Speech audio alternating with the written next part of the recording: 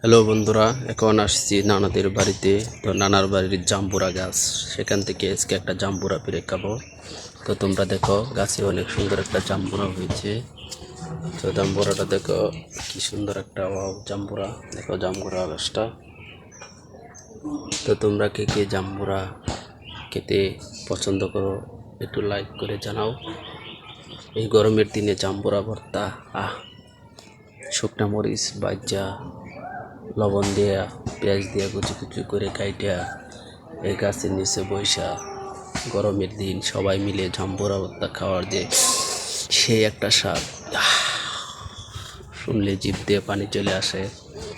জাম্বুরা ভর্তা গরমের দিন এই যে গাছের তলে বৈশা যদি গরমের দিন জাম্বুরা ভর্তা খাওয়া যায়, সেই একটা স্বাদ।